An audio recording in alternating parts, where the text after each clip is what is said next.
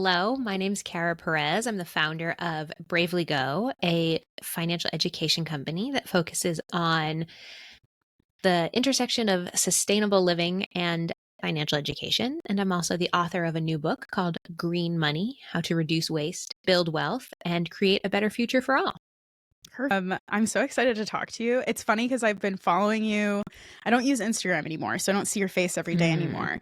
But for like 2 or 3 years there, I would just like see your videos every day. oh my And goodness. I know your face and voice so well now. It's so weird how parasocial relationships form like that on social media.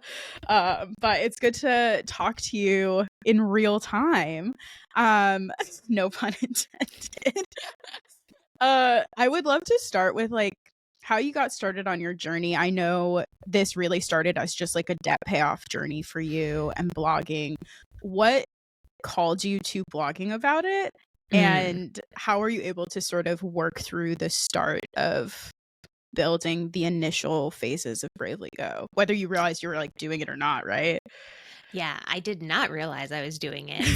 So let's start there.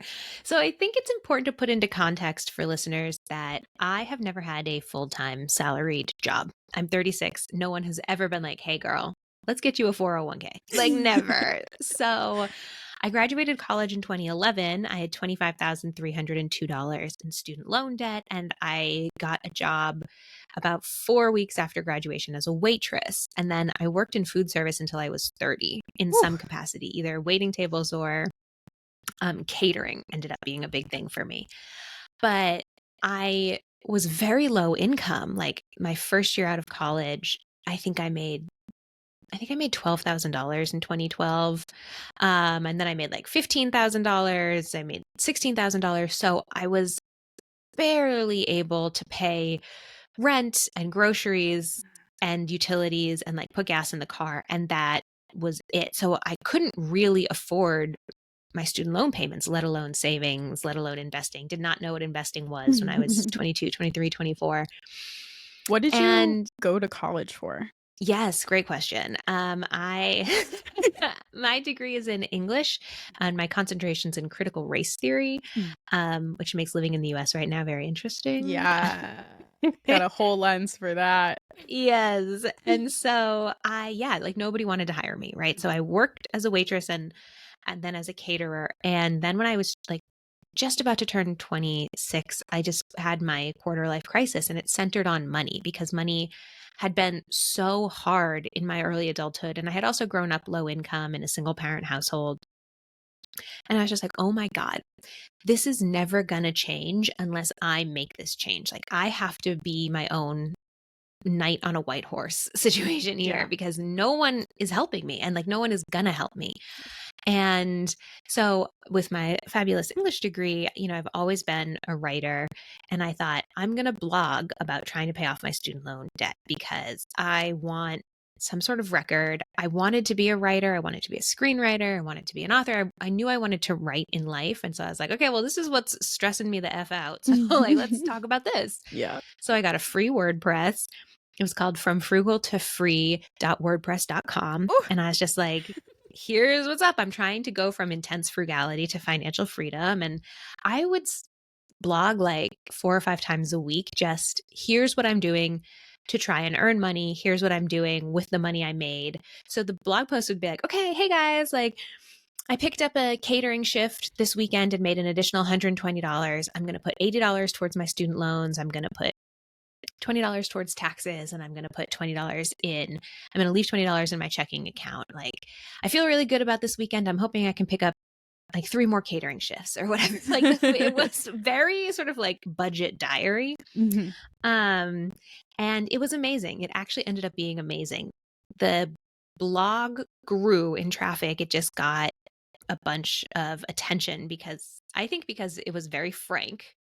Yeah, yeah. No And one talks about it that way. It's like so yes. taboo to talk about our finances. Mhm. If I had found your blog earlier, I think I might have made some different decisions. It's hard when the people around you in real life are not talking about money. My parents never Yes. talked about money. They were like afraid of credit cards. I Mm. didn't get my first credit card till I was 25, immediately maxed it out, couldn't pay it back. And now I'm still dealing with the debt of that. And that's Mhm. like such a massive mistake. And of course, like I'm learning my lesson, but if anybody wanted to talk about what you need to do for a credit card, maybe I would have not been, Everyone's just Yeah. like, yeah, you get a credit card, you're 25. And I'm like, cool, money. Right, but, like, what are the next steps? Just What does is that there any, mean? like, follow-up with that, sort of like You yeah, can't just and do it's that. like I kind of like how you said, like, I'm learning my lesson now, but it's sort of like, does the lesson have to be so Oh painful? my God, Does it have to right? be that I got into debt and now I have to dig my way out? No. Right. And so, yeah, the blog got a bunch of attention. I ended up selling that blog and realizing I love talking about money, and I paid off all my debt. I had $18,000 left in debt, and I paid that off in 10 months. And I just started talking to people in my life and on the internet, like on Twitter and on my blog, about money, and realized I love this. And there's such a need, right? Like there's Mm. people in your situation, or there's people who um, don't don't think they ever can pay off debt, right? And they're like, I'll just be in debt forever. Or there's people who miss opportunities to save or invest because they don't know what tools are available to Mhm. them, or they don't trust the banks for some reason, right? Like there's just so many people who are getting screwed over by the financial systems, Mhm. straight up just due to lack of knowledge Mhm. about the financial systems. And also we have very predatory, like, Yeah. shareholder capitalism in our lives right now, which is a real bummer. I So think there's also a layer of fear. Like mm, money is survival in this country, in the corporate economy that we have. mhm. And it's really hard to live in a capitalist society and not be, if you're not extremely well off, to not be scared. Like I was Oh my gosh, literally yes. too scared to look at my credit cards. And because I didn't know what to do about it, and I didn't think I could do anything about it. And in reality, if I had looked, I would have realized that I was paying like hundreds of dollars in interest every month. And it would have been better to just pay a little extra and not have to pay. I literally paid as much in interest as I would have cost to pay off my entire credit card Mhm. because I was too scared to look at it, and I just let it sit there because nothing bad is going to happen to me if I just let it sit there. My credit score will dip. Yeah. Nothing, like what's going to happen? Right. That kind of stuff doesn't feel real though. Like, oh, my credit score lost 60 points. And Not it's good like, at okay, but no all. one came to my house and arrested me, right? So, Right. like, is that a real problem? Yeah. It's so, I think, yeah, you're absolutely right. Like, we also, specifically around debt, we live in a culture that says if you have debt, you're a bad person. Oh my It's God. your fault Yes. for getting into debt. You're the dumbass who couldn't realize that, like, this would be a problem. And I felt a lot of that with my student loans. I really regretted going to college because I had spent all this money on a fancy degree I wasn't using. I could see my friends getting jobs, getting promotions, buying houses in our 20s. And I was just like, cool, I make $16,000 a year, and I cry over my student loan debt at night. Tight. Yeah. You Yeah. know? Yeah. I literally started looking at my student loan debt as like, okay, well, it's my longest line of credit and I'm self-employed, so maybe it's good to Mhm. have around. I don't know. I don't know how else to look at it and not feel bad? Yeah. It's hard. I will say though, that is incredible that you sold your blog. I mean, it was good timing when you started it and when you were doing it, and that you put so much time into it. Like 4 or 5 days a week is huge. That's amazing. That's like a feat in itself. So Thank you. kudos to you. I talk to a lot of people who like really want to get into blogging but don't know how to like make it financially feasible or Mm. worthwhile. And I feel like it's such a millennial dream to have a blog that makes money. Yeah, I do feel like all millennials, and I will say particularly women, I feel like we grew up on so many rom-coms where the main character like worked in journalism in New Yeah, York City, and now we're like, I'll just be a blogger, and that's my own version of that. it's my dream. Ugh, if I could just blog every day. I mean, I do, but not for monetization like Mm, they make it seem in the movies, eh? yeah. You know what? So I sold that blog, not for very much money, but then I started a new website, which I've now had for the 7 years that I've officially had Bravely Go and Mhm. like my LLC. And it wasn't until this year, 2024, that I made money from my new website. Like Mm. I finally put ads on it Yeah, and started making a little bit of ad revenue because I just want to cover the hosting costs. It costs yeah. me like $400 a year to host it. And then obviously my time with writing new blog posts, but I'm like, that's a lot You would need to be making me like $3,000 a month This website, is which I not don't think happening. is not impossible, absolutely. But Yeah. right now, my website makes me $150 a month, which I'll take. Yeah. I'll take. I'm happy, but it's not what I need. It's better than nothing. Yeah, Mhm. totally. Yeah, I hear from a lot of people. Well, first of all, I read every time you post on Threads that you wrote a new blog. I like go and read it from Threads. So I am like shocked by Threads, by the way. Like Mm. shocked. It's just refreshing.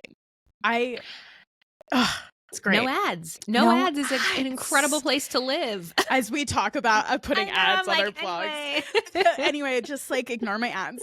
But yeah, no, your blog is like helpful. I don't mind that you have ads because you're the kind of, I'm so invested in you and your brand and like the reels that you've put out and the education that I've gotten from you so far. I don't even watch your reels anymore, but just knowing your personality shines through so much, and I think that's important for personal brands. But like, I don't give a shit that you have ads on your website because I love you as a creator so much and what you've taught me that I'm like, I will watch these ads, Karen. You bet. You deserve this 2 cents from me.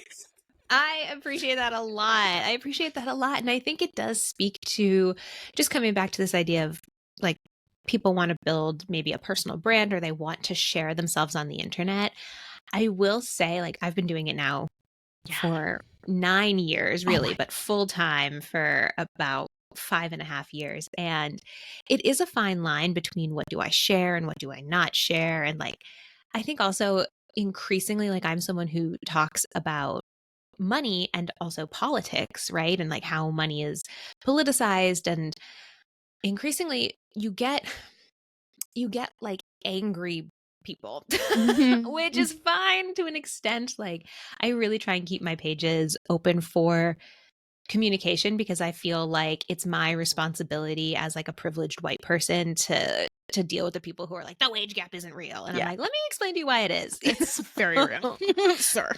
But it is a fine line between how much do I put myself out there so people can connect with me about something that we care about and they can see like who I am, and how do I stay sane on the internet? Like, that's a whole other podcast probably. Yeah. No, I mean, there's a reason I quit Instagram. Like, I used to share hourly updates. If I was awake, I posted every hour on Instagram on stories. And quite frankly, it didn't work as well as I had hoped. Like, I do better marketing on LinkedIn for half an hour a day because my audience is there and they're there to work and they're excited. Like, it was just the wrong platform for what I was doing.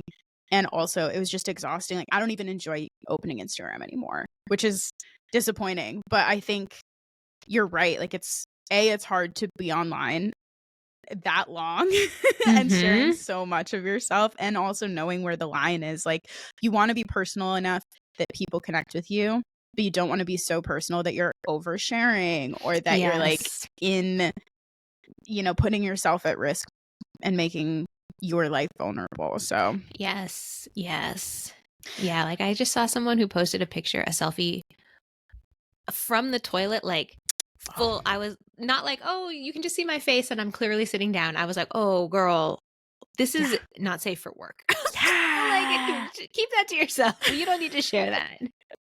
Learn the line. We need to know the lines, and they're not written anywhere, I mean, I guess there are community guidelines on these things, but they're pretty vague. Yes, very vague. You really like have built a community around your brand. It's not just like your blogs, your educational content on social media. How have you gone about doing that? Like, what platforms are you using, and I feel like you're pretty intentional about it. How have you been able to build that over the years? Yeah. So it's interesting you're talking about kind of your experience with Instagram. The only reason I got on Instagram professionally is that I was going to all of these events in Austin. I used to live in Austin, Texas. And people would not ask for your business card. They would ask for your Instagram handle. And I had printed out these business cards and nobody wanted them. And I was like, oh, okay, I guess I'll get on Instagram, because Austin's a very event heavy town and Instagram really just took off there. And this is like 2014, 2015. Yeah. So like it was still chronological Instagram. The dream. Exactly. So that's why I got on it. I feel like that platform was chosen for me. But what I will say, I feel like consistency is the most important thing. You can't bond with anyone, a celebrity, and a neighbor, a influencer. You can't bond with anyone if you don't see them regularly, you know? Yeah. And so being consistent, but also really knowing what it is you're there to talk about. I think a lot of people who aspire to be influencers or to have online communities, they show up and they just kind of they expect the people, like the internet, to tell them what they want. And I think I came forth and was like, my name's Kara. I want to talk about money. I don't like capitalism. I don't have a lot of money. Yeah, But yeah. like I would like to be financially stable. I like being outside. I have a partner. I'm never going to tell you his name. I'm never going to show his face. And like, if that kind of stuff vibes with you, great. And if Yeah. it doesn't, you can go elsewhere. But like, that's what we're doing here. Yeah. So You I had a think niche and a sub niche. And you yeah. knew it wasn't just like, let me share every minute of my life and hope you like it. Right. Yeah. Exactly. I think honestly, and I think even some of the people who eventually become I'm sharing every minute of my life, they start out in a niche, right? Like fashion, beauty, travel. And then as they find out what their audience is responding to, they share more of that. And that's the kind of natural progression. But if you just kind of show up, like something that kind of kills my marketing brain, is people who are like, I'm thinking about starting a podcast. What would you want to listen to? And it's like, girl, or boy, or like person, if Yeah. you're just putting that out at the internet, you're going to get a million different pieces of feedback, because some people are going to want to listen to a podcast about cars, and some people are going to want to listen to a podcast about vitamins, and some people are going to want to listen to a podcast about travel. What do you want to talk about? What do you know about? What are you learning that you can take us on a journey with you about? So you have to be confident and comfortable enough to say, I am XYZ. I am not ABC. Yeah. I think it's so much better to find and easier.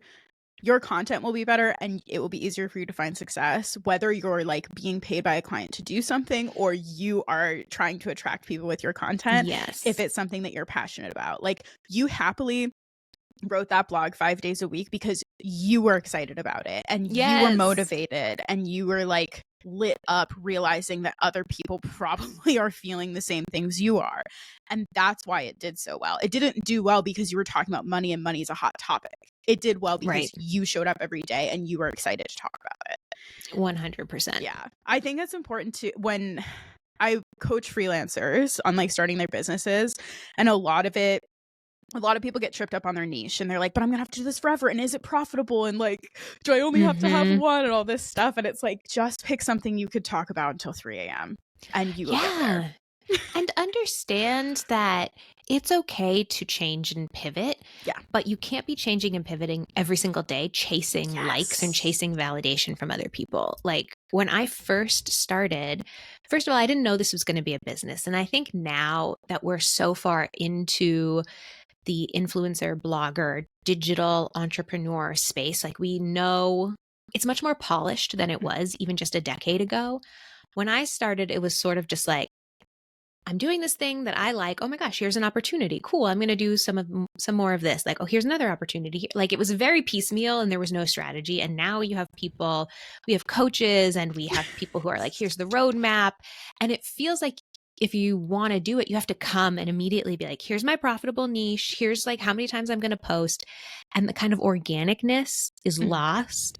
And I will say I made a lot of mistakes. I do wish that I had had a coach, or I do wish that I had had a little more direction, and I wasted a lot of time.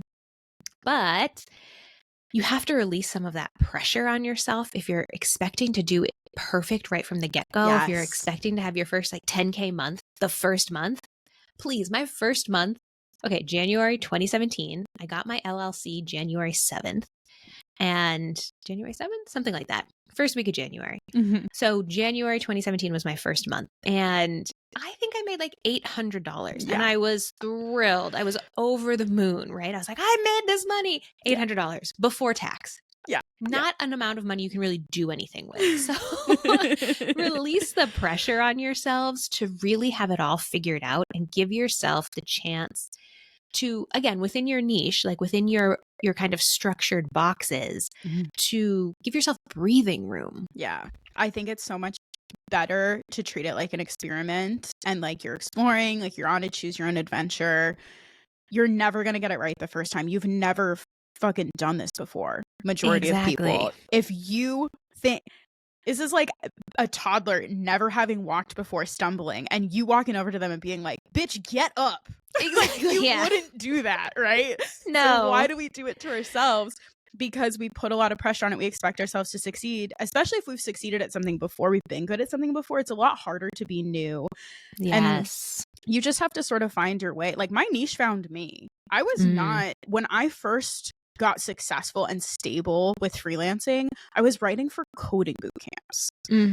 Where the fuck did that come from? Like I never would have like decided to become a freelancer and been like, I'm gonna write for coding boot camps. No, I got a gig on Upwork paying me $99 a blog to turn podcast interviews into blog posts for a coding bootcamp review site, and realized they had over 200 coding boot camps in a list on their website with their contact information, and thought, oh my gosh, wow, a free ideal clients list. Yeah. Bingo. And that's just amazing. Started networking, and no one was specializing in coding boot camps as a digital marketer. So I was like, that's my niche. I'm going. This is where the money is. Because it's search engine optimized for LinkedIn. Like if someone searched coding bootcamp freelance writer, it was me every time. Yeah. And I would have done it forever if I hadn't priced out of the niche. But it found me. And then I transitioned into tech. I also have never had a full-time job. And every time I work with someone new in tech, they all assume I've had like corporate or startup experience. And I'm always like, sorry, bro. Just me. La-di-da. You're paying me $100 an hour. But it's definitely like, it's more of an experiment than I think people realize. And if you just stick with something for like 3 to 6 months, you'll know whether it's right for you. And you can just shift and change if you need to, and reevaluate and look at the data. Like, where is the money coming from? Is your conversion rate up for getting clients? Like, does your audience like what you're doing? You know?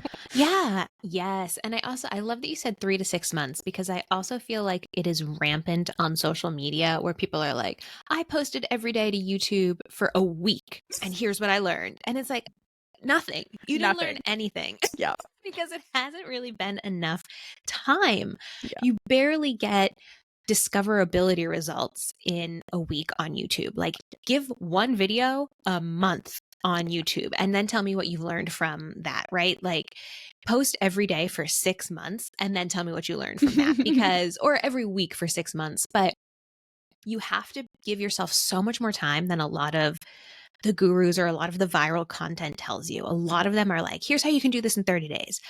Or, we know what kills me is like, make 50 pieces of content in 20 minutes. And it's like, that content's probably not going to do very well because it's soulless, right? Yeah. And no, at this point, like, the game is different. And what we are seeing over and over and over again is that authenticity and a real connection, an opinion, right? A stance.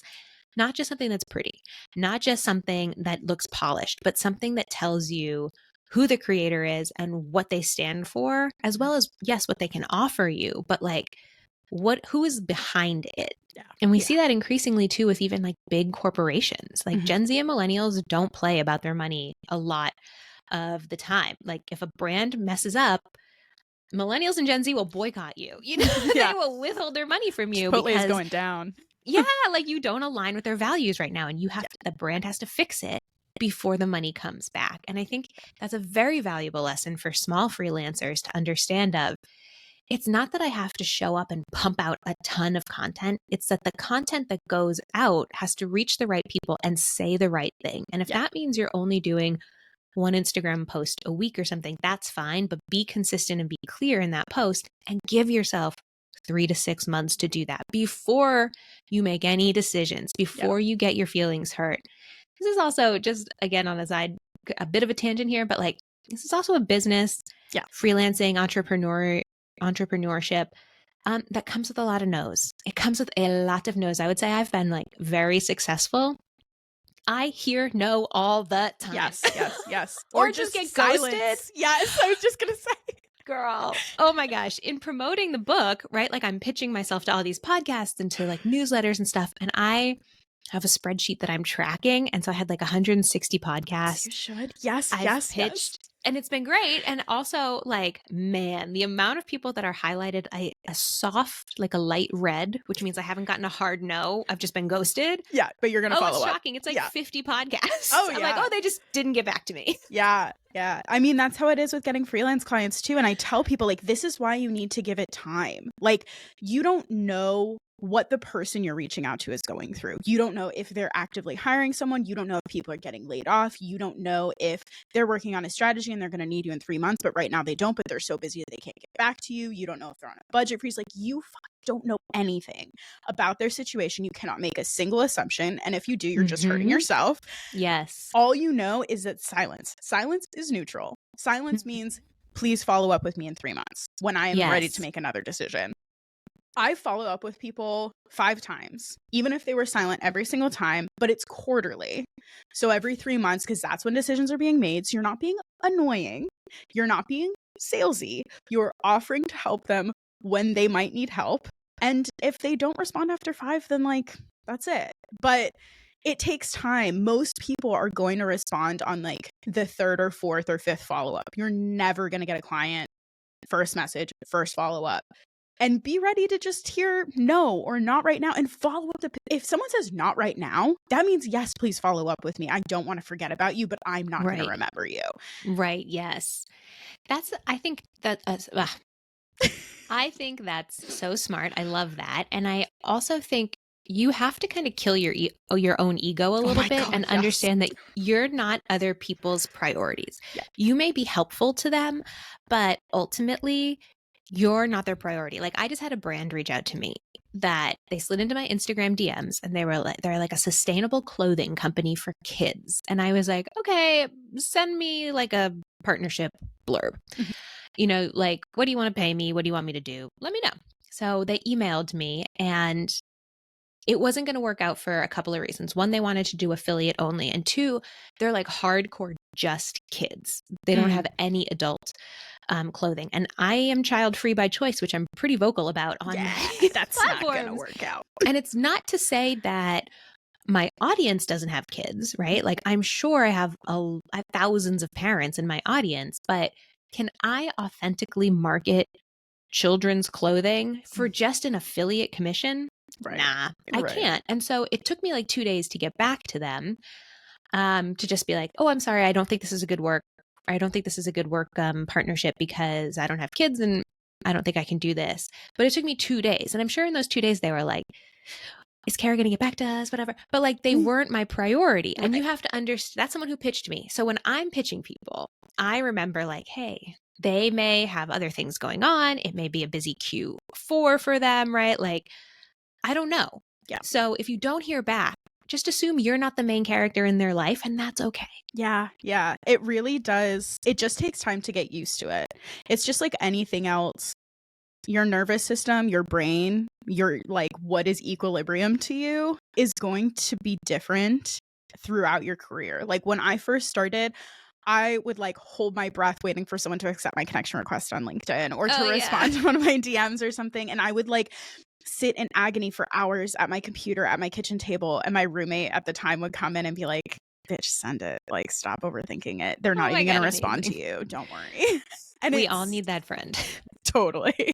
It's really helpful to like look at it from a standpoint of data. I think if you can recognize like the majority of people, if you're trying to get clients on LinkedIn for freelancers, majority of the time you're going to have a 25% success rate. If you're trying to use email to get clients or get featured on something, 8%. That might seem low, but that's what it is. So do the quantity you need to do to find success in that. They are still by far the best ways to get clients or to get featured. If you're a freelancer and you're like working in digital marketing in most industries, those are the 2 main channels you're going to use. It's still better than Upwork and Fiverr and these things you have to pay for to compete with people who are cheaper than you. But like, that's just the truth. So if you can prime your brain to be like, okay, we're playing a game and every coin I put into this piggy bank might turn into a client. 25% of these are going to come out, then like send 100 connection requests so that over the next 2 years you have 25 clients, right? Like that's what you have to do to play the game. So if you can look at it that way and get into it, great, you know? Mm-hmm. But if you're like beating yourself up and having these high expectations, it's not going to go well. It's not going to be fun. No.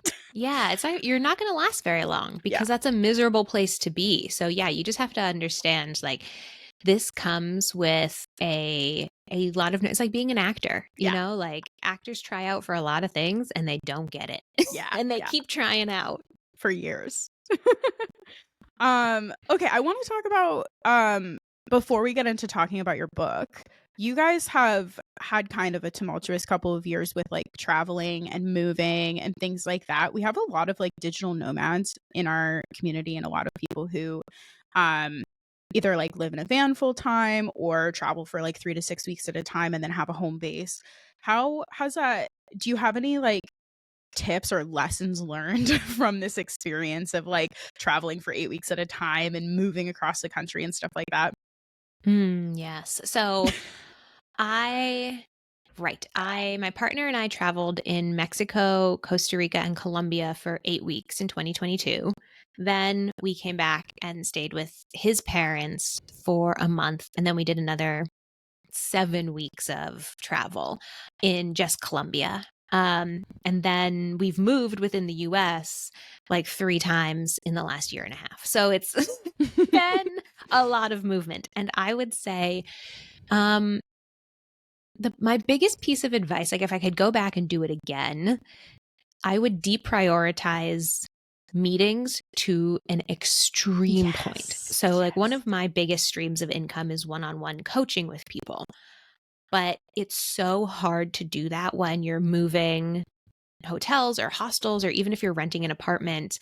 It was hard to take coaching calls from my partner's parents' house because they didn't have like a dedicated workspace. His mom is retired, so she's home all the time. And I would just be like in the corner of our bedroom, which had terrible lighting and bad Wi-Fi, desperately trying to like go through someone's budget spreadsheet. And I'm like, this is crazy. If you're moving around a lot, meetings slow you down and they stress you out. So I would say before you start moving around, try and build out other parts of your business that require less of your presence. Yeah. So whether that's like social or affiliate or speaking or whatever it is, content that you can batch as opposed to needing to do every day or in person, that would have been a huge difference. That would have made a huge difference in my experience. I would also say something that made me really sad the other day, actually. So I just like I said, I've been doing content for 7 years and I've been with my partner for a little over for like 10 and a half years. So we've really not had very much time together where I don't like snap pictures of what we're eating, or like if we're doing a weekend trip, I'm like, oh, I have to get a little content. And I try really hard to do that right in the beginning of our trip, to be like, I'm going to take an hour and like walk around and take pictures of our Airbnb, or like go outside and get content. And then you and I can have time together. And what he said to me the other day was, I just really look forward to when we can do something and you don't take any pictures. Yeah. And I was like, oh God, I'm so sorry. I thought I was doing this in a way that was really respectful, but it is intrusionary. Yeah. Intrusionary? It intrudes. It intrudes. It intrudes on the experience. It's intrusive. I know how you feel. I had that experience with my partners as well in the past when I was doing Instagram. And most of the time they would like help me take pictures, or they would like be nice about it. But at the end of the day, it is a difficult experience. And like now, if you look at my camera roll, probably haven't taken a picture in like 4 days. Oh my God, I can't even I don't take process what you're saying. I have analog cameras. I have like 2 Instaxes and like a Polaroid print digital camera, and I use those more than I use my phone now, because I'll like go to events with people and like give them a copy of the photo physically. And it's such a nice feeling. It feels very relieving, but also like there's something special about like being able to show your perspective and like take photos and videos. But you got to do what you got to do. Well, still hard. Yes. And I think like coming back to kind of like travel or moving around a lot, I think it's good to be organized about when you get content. And it's also really good to say, oh, we're going to have like 2 or 3 days this week where we're just experiencing. I really wish I had done that more, especially abroad. Like, I don't know when I'll next go back to Mexico. I may never go back to Mexico, right? And like, I spent a ton of time on my phone when we were in Mexico instead of just being in Mexico. So I completely understand, like, content is a part of how I earn money. So like I have to do it. But I think if I could have been more organized of like Monday, Tuesday, Wednesday are my content days, and like Thursday and Friday are my me and T-Bone days. I think that would have made a huge difference to him and to me. Yeah. I think there's also a way, like, I used to be really afraid to take time off of Instagram as a creator. I feel like we need to be more okay with that, or like building it in. I know you do it occasionally, but like, how can we make it? This is what I love about LinkedIn. They have a native schedule and it actually works. It's not glitchy at all. And I just schedule literally all of my content. I am online when it goes live most weekdays, but like, I have taken weeks off where my content still went out and it still performed well and people still click through to my website and I'm doing great. And it's a nice change of pace. But like, how can we find ways to build in breaks and just like not be on it at all? Or like on the days where you don't want to be taking photos or be in a picture of yourself, can we just like do a story Q&A and turn it into a carousel? Like, what can we do? Oh my gosh, yes. So something that I started doing about 2 years ago is I'm not on Instagram on Saturdays, and nobody has noticed, or no one's DM'd me to be like, why aren't you on Instagram on Saturdays? Yeah. Again, like, I'm not the main character in these people's heads. I'm hopefully a nice person that they see on the internet, but very few people wake up in the morning, I assume, and are like, where's Cara Perez's content? You know, I don't think anyone is doing that. Yeah. So give yourself permission to say, I'm going to take X amount of time off, whether it's 1 day per week, 2 days per week, or, every third Friday, whatever you want, because I promise you, no one is going to notice. And at least right now with Instagram, they must have changed the algorithm this year, but a big thing a lot of content creators are saying is they're getting higher conversion and like they're being seen at higher rates when they post less. Like, so on Instagram stories, which I used to do these really in-depth, very long, detailed Instagram stories. And now I get punished when I do that. My views are significantly lower than when I post one story slide. So crazy. now every Monday I just post one story slide, links to my newsletter, which brings me to the second part of this. So people can sign up for my longer form content that is not algorithmic based. Yeah. So I also think you have to like use the algorithm platforms, TikTok, Instagram, Threads, Twitter, whatever, but you have to have your own website. You have to have your own newsletter, and you have to have non-algorithm places to build your business, because the algorithm will always betray you. It will always eventually betray you because you are the product on Instagram. If it's free to use, you are the product. And that means that, Mark Zuckerberg doesn't care about decimating your little tiny Instagram business in pursuit of him getting more ads on the platform or whatever it is. Yeah. Yeah. I mean, the whole reason they're pushing you to post less stories is because they want people scrolling. They want people in the reels, right? Right. Exactly. It sucks. But I totally agree. Like, relying on the algorithm is never going to lead to a successful, sustainable business. I always tell people to start getting emails right away, especially like if you're getting clients on LinkedIn and you're like talking to people in the DMs. I don't do negotiating in the DMs. I don't do anything. I'm like, you can set up a discovery call with me here, which will collect their email, or you can give me your email and I will send you a proposal. But like, we're not doing that in the DMs because you'll lose that lead if you lose access to Instagram. I mean, to LinkedIn. Oh, totally. So yeah, that's really good advice. That balance between travel and work is hard. And it's like, you're an entrepreneur and you get more vacation than anybody else in the world. But then it's also like, we kind of get less. Like, even when I'm on vacation, I still work frequently. It's I don't know. It's hard to look at because it's like, I'm never going to do well in a full-time job. Maybe that's a story I'm telling myself that is like a limiting belief, but I can't imagine that I will enjoy going to work in a full-time job. And so it's like, I'm eating the trade-off. Like, I am willing to like take the downsides, but sometimes it's really hard. And sometimes I look at my partner. I'm like, you're so privileged. And then sometimes he looks at me and he's like, you can just take the dog for a walk at 8 a.m. Like, good for Yeah. you. Gosh. So we get like resentful, but it's just either way you have trade-offs is really what it is. Yes. Oh my gosh. Yes. My partner worked from home one day, a couple weeks ago, and I was just on the couch, like giggling to myself. You know, I was on TikTok, I was on Instagram. I was just kind of like, I wasn't being very productive. And he just turns to me at one point and he's like, "What is your job?" And I was like, lol, I don't have to have a meeting with my manager. I don't have to meet KPIs or whatever, right? Like I set my own KPIs.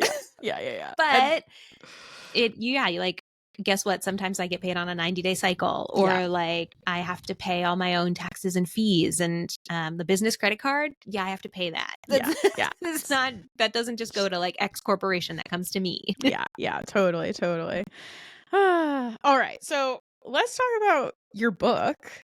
First of all, you obviously wrote it. How long did it take you to write it? And what was that like for you, that process? My publisher gave me 5 months to write it, and I used 4 of them because the first month I like could not get my life together. Of course. You got to have the pressure. Exactly. So yeah, it took about 4 months almost on the dot to write it.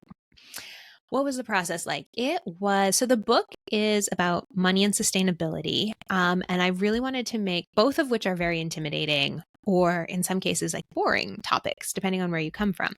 So I really wanted to make it both action oriented and relatable. So each chapter has a lot of interviews in it of people who are already doing the thing that chapter is about. So like one is about how you can get your needs met without needing to spend money. So I interview someone who is in a babysitting co-op where they trade babysitting hours for childcare instead of paying for childcare. That's so smart.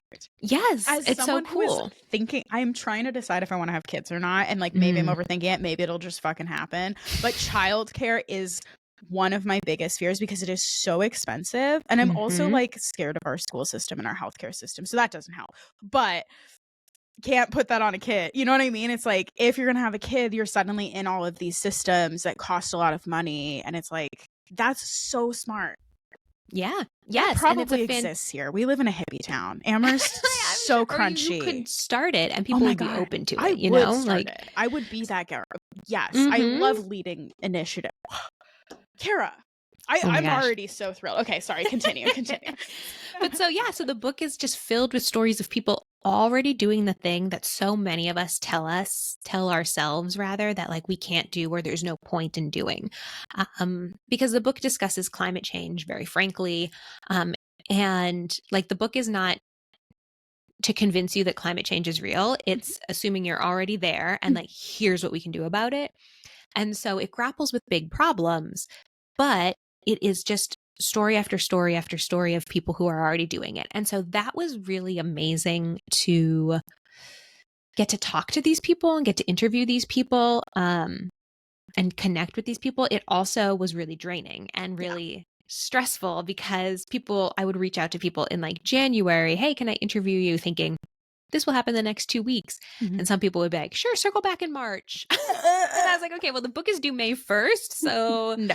I'm going to need to that was a bigger challenge than I realized it would be. And if I had known scheduling would be so hard, I definitely would have started like day 1. Yeah. At least the day I got setting up the interviews in the first month. Just, yeah.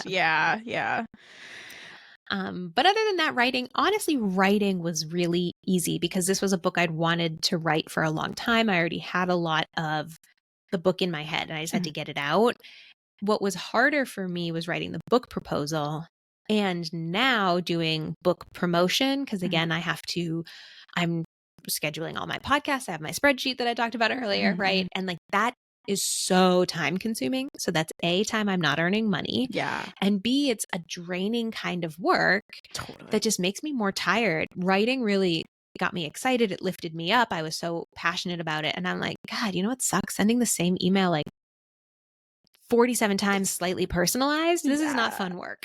So this part's harder for me. Yeah, for sure. Did you, first of all, you were doing your normal job, like your coaching, your content creation on top of the book work while you're writing your book?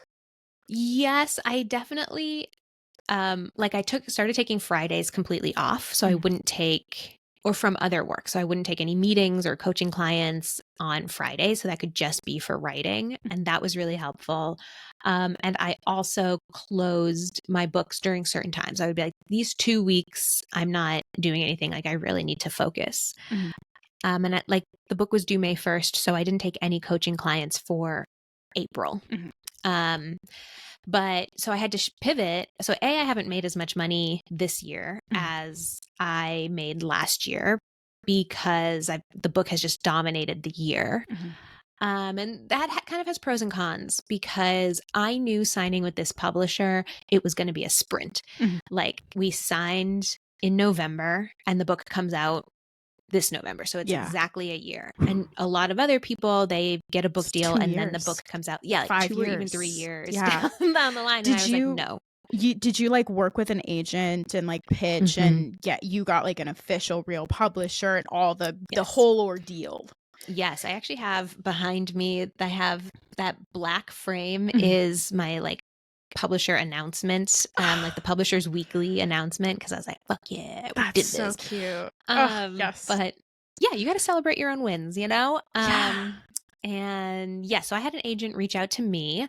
Oh. And I liked them and we signed. And then we worked together for about 5 months on the proposal. So that also took way longer than I thought. I was like, so much longer than I thought. No, they were like, you got to rewrite this, you got to do that, you got to bump up your numbers. Oh, the numbers are on like followers and stuff. That's a huge thing. And then she pitches the publishers, right? Your agent queries is what it's called. And we had a bunch of people say no. Again, those no's come in hot and heavy. Oh yeah. Feels great. But then I actually had 2 publishers reach out to me directly within like 2 weeks of each other. Or I guess they reached out within 3 weeks and they both made offers like the same week, which was crazy. Which my agent like negotiated and handled. So they came to me, but I was just like forward to her and she handled that. But like then I had to pay her out of my advance. I had to pay taxes out of my advance. I don't get royalties until I out earn my advance, which is 7,000 copies of the book. So it's like it's a much more complicated process than a lot of people think. And it dominates the year. Like I would say I've had a very good book writing and book experience. Like it has not been very stressful. It has not been very hard. Parts of it have, but like the overall, it's been great. And it's just been the number one thing I've done this year. So you have to know you either have to like have someone supporting you. Yeah. Right. You have to be like, and my partner pays all the bills this year. Right. Yeah. You have to provide for yourself. So I didn't need, thank God, to withdraw any money from savings, but I have not saved any cash this year. Yeah. Like normally I'm a very heavy saver and investor. The only investing I've done this year is to max out my IRA, which is $7,000 and I'm happy and proud of. But normally I invest more than that, but not this year because all my money has gone to bills. Yeah, that's so intense. I didn't even think about the fact that like, I mean, I knew that, writing and editing and dealing with the publisher and the marketing and publication, all of that is like a year or 2, or sometimes 5 if it's like a fiction book and you're special. But I did not even think about the fact that I would think a proposal would take like 2 to 4 weeks, 5 months. And you had to take the time to like, I mean, your agent came to you, which is great. But if you did want to write a book and you didn't have an agent, like you'd have to find an agent. That takes time. So overall, like end to end, it's like 3 to 5 years to write a book. Yeah, it definitely can be. And I knew that this publisher was going to be a sprint, but like I have a friend who's writing a book right now and she has extended her own. They gave her 8 months to write the book and she was like, I need a full year. So that pushed out her publication by by like the additional 4 months she needed to write and an additional 3 months that the publisher needs to do the publishing, right? Like to get it into book form and get it into warehouses and coordinate with Amazon and Barnes and Noble and stuff. So now her book was supposed to come out like January of next year. And now it doesn't come out until May of 2020, May of 2025. It's supposed to come out January. Now it's coming out in May. And so you just have to also be really mindful of that, because there are good and bad times to launch a book. Like I actually am annoyed that I'm launching in November, especially this November because of the election. Oh my God. Yeah. Like nobody wants to talk about money in July. That would be a terrible time to launch your book. So, but the publisher has to stick to a timeline. You as the author can really only dictate so much. So there's a lot to be said about publishing a book. Oh my traditionally. gosh, so much. Yeah. So I have like 2 more questions for you, if that's all right. Number 1, what is if you could pick like your top 1 or 2 or 3 favorite things from your book, that you are most excited about, what would they be? Oh my gosh. I think, again, in the process of writing, just getting to connect to such amazing people was absolutely my favorite thing. And I feel like I made friends from my interviews, which is really cool. I would also say I really tried to make the book practical and realistic, but hopeful. And I think I did that well. And so I'm very proud of myself for that. And I would say that's my kind of second favorite thing, is that I think people will leave this book feeling very inspired, and not just inspired to like get money, fuck bitches, like, but inspired to build community, inspired to reach out to people, inspired to think about wealth, not just in a financial sense, but in a social sense, in a cultural sense. And I'm very proud of that. Yeah, that really resonates with the content that you create too. Like, I would not have started spending tracking and like actually looking at my debt. Boy, no. Sorry, this is my. Oh my gosh, hello. This is one of our cats. He really likes to get up in your grill sometimes. He's bored. Yeah, I think these are things that I started doing because I felt inspired by creators like you, and that's like, love to hear that. Your content is very hopeful and approachable and practical, and that's all you can hope for. If you want people to take action, like, that's it. And I think that's true of all of the content that I've seen of yours. Oh my goodness, thank you. I am very flattered. Okay, and then my other question for you, last question, aside from, the promo stuff, do you have any money tips for freelancers in particular? Because that is the majority of our audience here. Yes, do not avoid saving for your taxes. Oh my Please God, yeah. save for your taxes. Yeah, I feel very called out. I see it all the time. I work with a fair amount of freelancers too, and I'm like, babes, that whole check doesn't belong to you. I'm so sorry. We live in the United States and they're going to tax you. Yeah. But like, that's going to happen.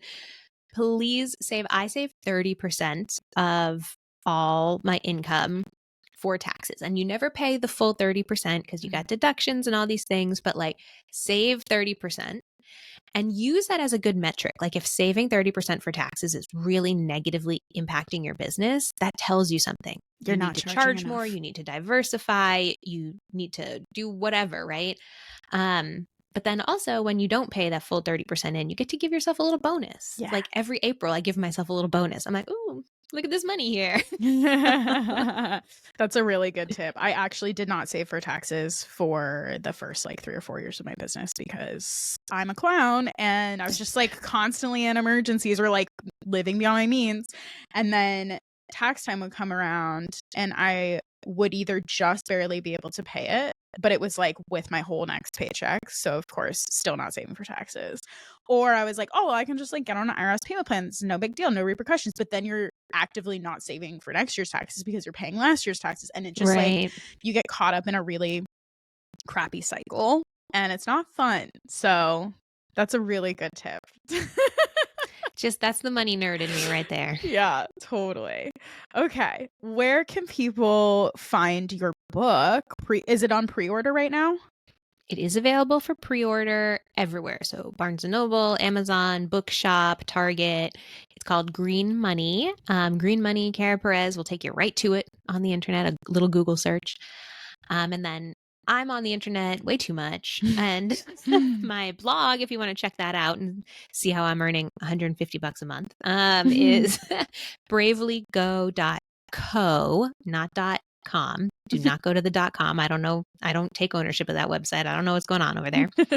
And then I'm We Bravely Go on TikTok and Instagram. And I'm also on YouTube where I do long form content if that's more your jam. And that's more socio-political, socioeconomic. So if you're like, I am curious about Gilmore Girls money or like the millennial class gap, that's what I talk about on YouTube.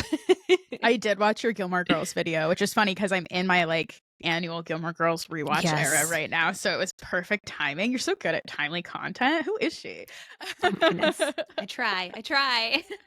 That was great. Well, thanks so much for coming on the show today, Kara. It was so good to meet you. Thank you for having me. This was just so delightful. All right, everybody, go pre-order her book. Pre-orders are the best orders, but yes, if you're listening to this later, obviously just go order it normally.